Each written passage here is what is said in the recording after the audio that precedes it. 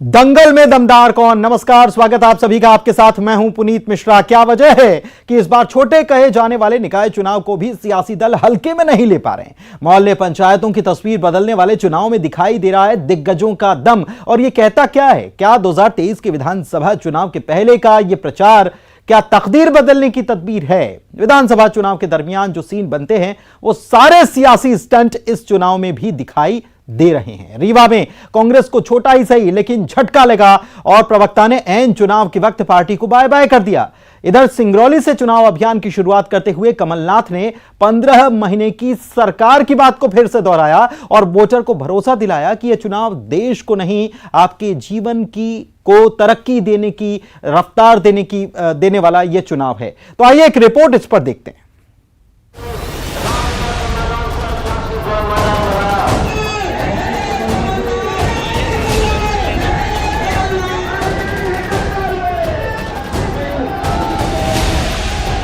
जरा याददाश्त पर जोर डालिए। निकाय चुनाव में ऐसी सभाएं और अभियानों की ये तस्वीर पहले कब देखी थी आपने? चुनाव भले वार्ड और निकाय का हो लेकिन अंदाज विधानसभा चुनाव से कम नहीं। बीजेपी के बाद अब कांग्रेस में भी कमलनाथ ने अपने चुनाव अभियान की शुरुआत कर दी। गजब ये कि सिंगरौली में कांग्रेस के मेयर पद के उम्मीदवार के लिए वोट की अपील करता कमलनाथ का वीडियो पहले जारी हुआ और उसके बाद कमलनाथ की सिंगरौली में सभा हुई। बीजेपी सरकार पर हमलावर हुए कमलनाथ ने फिर पूछा सवाल कि उनकी 15 महीने की सरकार जो गिरा दी गई वो किसका दोष था? लोकल चुनाव में उठे राष्ट्रीय मुद्दे भी और बीजेपी को घेरते कमलनाथ पीएम मोदी की नीतियों तक पहुंच गए। याद रखिएगा, ये चुनाव देश का फैसला नहीं करेगा, ये चुनाव प्रदेश का फैसला नहीं करेगा, ये चुनाव सिंगरौली के भविष्य का फैसला करेगा। ये चुनाव हमारे देश की संस्कृति को मजबूत रखने का फैसला करेगा। इस चुनाव का अपना महत्व है। इस चुनाव का सबसे बड़ा महत्व है कि हम सिंगरौली, भविष्य का सिंगरौली कैसे बनाना चाहते हैं। जिस वक्त सिंगरौली में कमलनाथ संभाले थे मोर्चा, ठीक उसी वक्त रीवा में प्रदेश बीजेपी अध्यक्ष वीडी शर्मा चुनावी सभा को संबोधित कर रहे थे। कांग्रेस पर निशाना साधते वीडी शर्मा ने ये बताया कि रीवा को बीमारू जिला क्यों कहा जाता था। भारतीय जनता पार्टी का नेतृत्व ऐसा है जिसने 2003 के बाद जो बीमारू राज्य था मध्य प्रदेश, जिसका नेतृत्व दिग्विजय सिंह जो मिस्टर बंटाधार थे वो जिसका नेतृत्व करते थे, और इस रीवा के अंदर भी एक नेतृत्व करने वाले कांग्रेस के नेता थे जिनका विचार था अगर डेवलपमेंट होगा तो हमें कौन पूछेगा, अगर डेवलपमेंट होगा तो ये सब इनके दिमाग खराब हो जाएंगे। इतना तक मैंने सुना था कि इस रीवा का नेतृत्व ऐसा है जो ये विचार करता है। कोई ट्रांसफर कराते थे तो ट्रांसफर का ऑर्डर पहले उनके पास आता था, फिर जाकर के ट्रांसफर का ऑर्डर उस आदमी को देते थे, देख भाई मैंने तेरा ट्रांसफर करा दिया है। चुनावी अभियान और सभाओं से अलग ये जमीनी मेहनत भी देख लीजिए जरा। ऊर्जा मंत्री प्रद्युम्न सिंह तोमर इन दिनों सुबह से रात तक ग्वालियर की गलियों में दिखाई देते हैं बीजेपी की मेयर पद की उम्मीदवार का प्रचार करते हुए।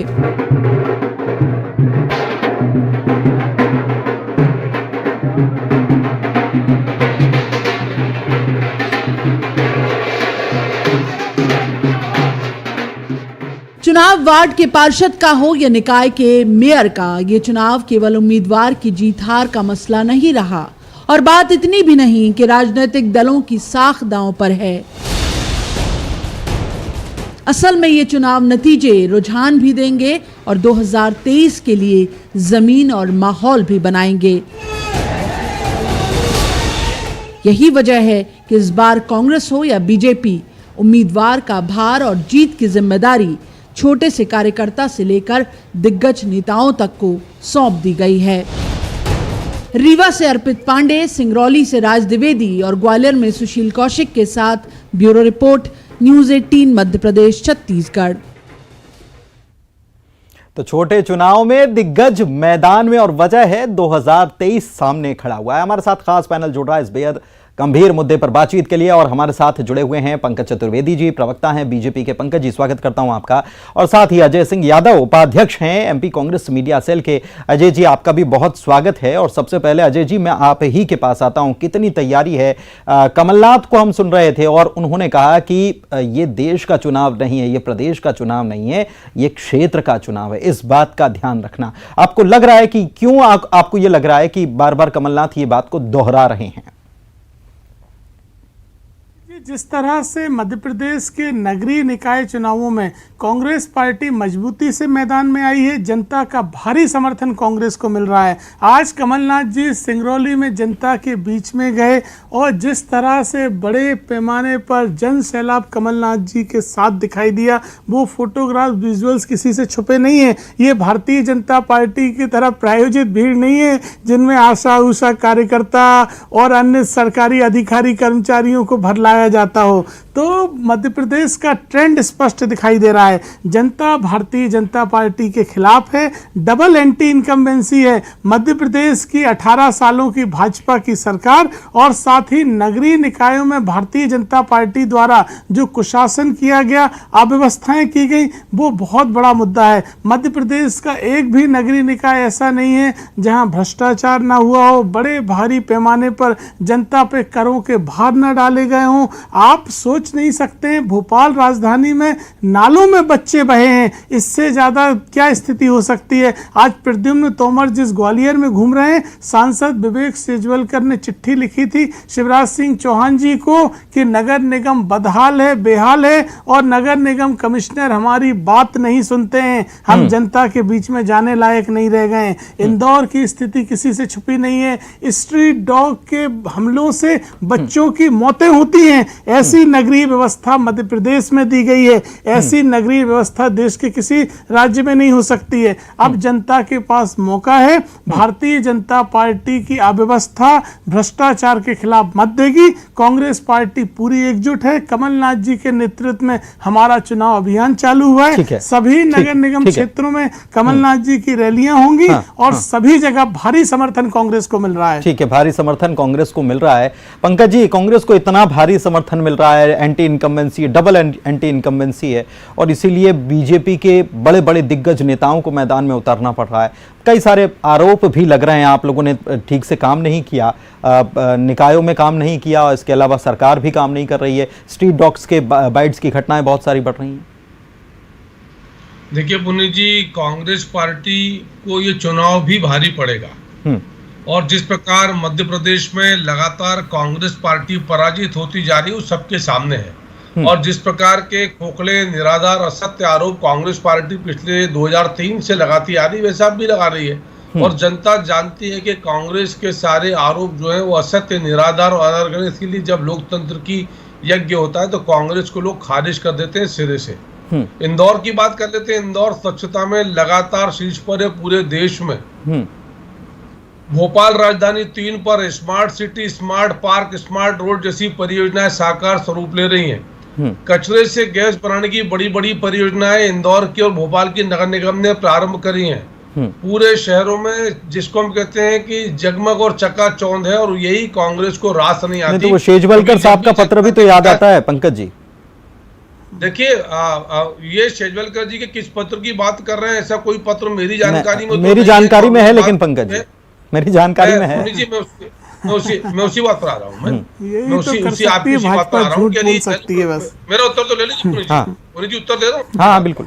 कि जनप्रतिनिधि किसी सरकारी अधिकारी की बात करता तो दायित्व है ना उसका, वो जनता का प्रतिनिधि है। और सरकार का कोई भाग जो अधिकारी यानी जिसको हम कार्यपालक कहते हैं वो ठीक से काम नहीं करेगा तो यही तो काम जनप्रतिनिधि का है, उसको उजागर करने का।